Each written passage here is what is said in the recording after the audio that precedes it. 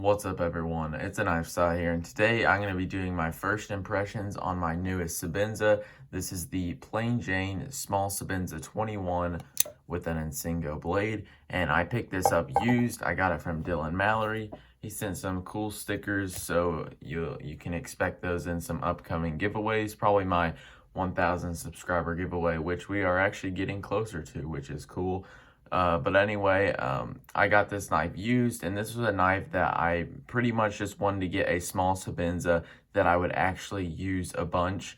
And so as you can see, this one is snail trailed up already. What I'm gonna do is I'm actually gonna send this back from the spa, or back for a spa treatment on it. Basically just get the handles reblasted so they look pretty much brand new. You might be confused because I just said that this is going to be a knife that I want to use a lot, and it might sound weird, but I kind of want to get my own snail trails on it, kind of just make it more of my knife, which is cool. But I am going to wait until like after Christmas because you know, all the USPS delays, I don't really trust them that much with this expensive of a knife. But I have carried this a little bit. I carried it yesterday and I used it a bunch and I really liked it. I've honed it up and stropped it, and so I think that I have enough to give you guys at least my first impressions on this. You know, I'll probably do a video comparing the small Sebenza to the large Sebenza here. So, got the big brother right here. I think that those look pretty cool together. But honestly, my first impression of this knife, it was pretty much, I was like, wow, this is smaller than I thought.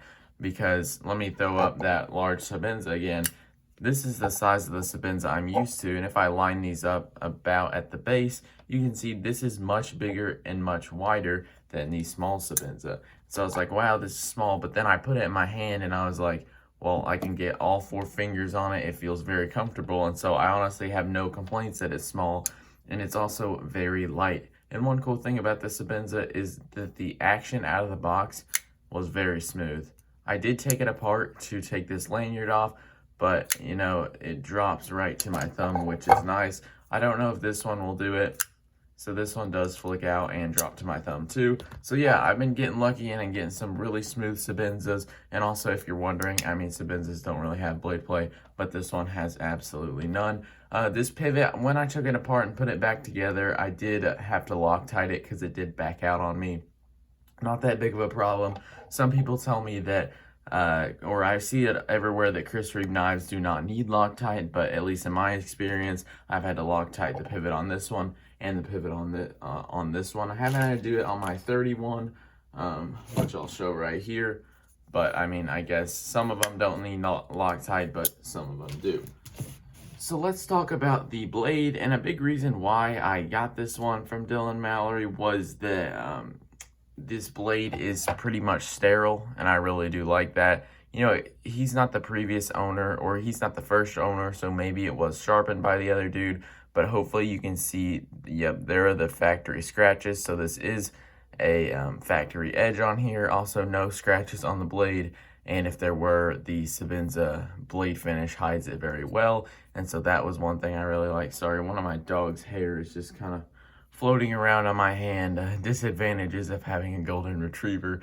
But yeah, the blade is pretty much mint, and so what that means is I can honestly send this back to the mothership, get the spot treatment done, and this will look like a pretty much brand new knife, except for that little bit of wear on the thumb stud.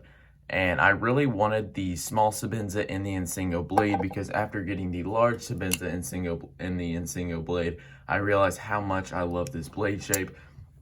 And so far with my little bit of use, it has been great. I feel like the Insingo blade with this pinch grip right here that I love to do just goes together so well. It's just very good for draw cuts like that. It's almost like the tip is pretty much already touching the surface of what you're cutting with really no effort at all with raising up your wrist.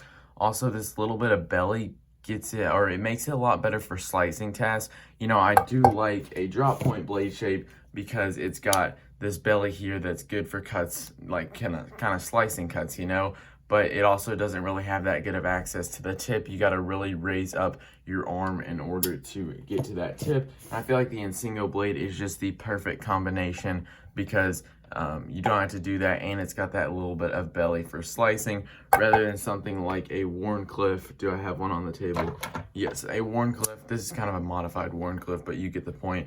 When it's just kind of straight, you don't really have that belly for slicing, and it seems like while a Warncliffe is very functional, you know, if I'm going to be doing a lot of cardboard cutting, I do like something with a little bit of belly. So for me, the Insingo blade is honestly the perfect blade shape that there pretty much is. At least for my uses. And so I really do like it. I've been enjoying using it and carrying it, and I feel like this is going to be a knife that I constantly use. About the carry, this knife is a lot lighter than I expected, and I honestly have no complaints with that.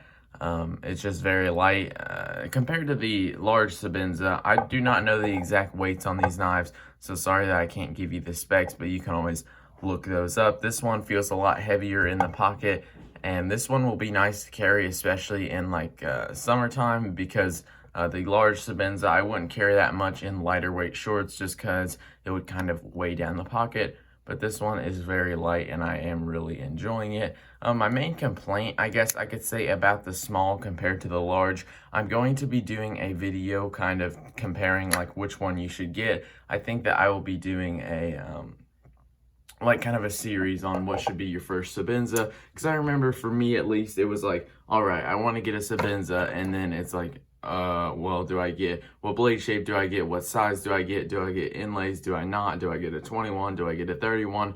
I really didn't know, so hopefully that will help you out. But my main complaint with the small Sebenza is that it is the same stock thickness as the large Sebenza, and the reason that they did that is because they wanted to keep the strength of the Sebenza in there, and so I do like that about it. But honestly, if you guys know me, this is a knife that I'm really just going to be using for EDC stuff, breaking down boxes, just the regular stuff that I do, and so I don't really need it to have that stock thickness and the thickness behind the edge. But with the hollow grind, this still is a pretty good cutter. I believe Sebenzas are like 19 or 20 thousandths behind the edge, so it still is a okay cutter with this hollow grind.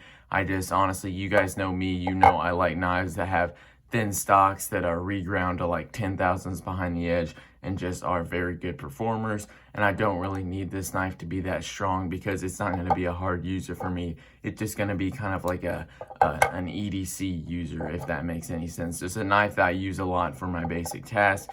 And so I wish that this blade stock was thinner and then it was thinner behind the edge.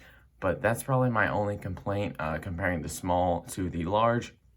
One thing that just impressed me with my use yesterday is that the ergonomics of this knife feel just as good as the large Sebenza, if not a little bit better. I don't know, it just, actually, I won't say a little bit better, but just in this hammer grip, zero hot spots whatsoever. You guys know I love this pinch grip, and that obviously works very well. In this saber grip, usually when I grip it in a saber grip, that's where knives kind of get, where I might be losing room on the handle, but I can still get 4 fingers on this knife with the saber grip. I honestly don't use the grip very much, but yeah, this hammer grip, it feels very good. This pinch grip, it also feels very good.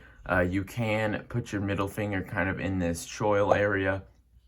Can I get all the way up to the tip? Yeah, I can get all the way up to that tip. I usually probably put my finger like right here, and that is just very functional and very useful. So overall, the ergonomics mixed with this blade shape is just a really good combo. The ergonomics probably just, if you're wondering how this would be with inlays, it'd honestly probably just be a little bit more comfortable in this hammer grip, just because the inlays make the knife a little bit fatter, and when knives are thicker, they are more comfortable, and the only downside of the inlays, I guess, would be that it's thicker in the pocket. But overall, do I have anything else to really say? I already talked about the action. It is very smooth out of the box. I can flick it out and drop it shut. No front flipping on this Sebenza. But overall, I am very impressed with this knife. I am excited to carry it more. Be on the lookout for videos in the future comparing this small to my large. And I guess that's going to do it for the video. Thank you guys for watching. Once again, thanks to Dylan Mallory for letting me check this, or letting me buy this knife. But that's going to do it for the video. Thanks for watching. Don't forget to like and subscribe. We actually hit 700 subs recently, which thank you very much. I'll be doing a channel update towards the end of the year. And my goal for 2020 was to hit 500 subs, and I thought that goal was crazy and I was never going to do it. And we're at 700 subs right now, and I think that maybe we can get to 750 by the end of the year. But that's going to do it for the video. I've already said this so many times. Thanks for watching. Don't forget to like and subscribe, and I'll see you guys in the next one.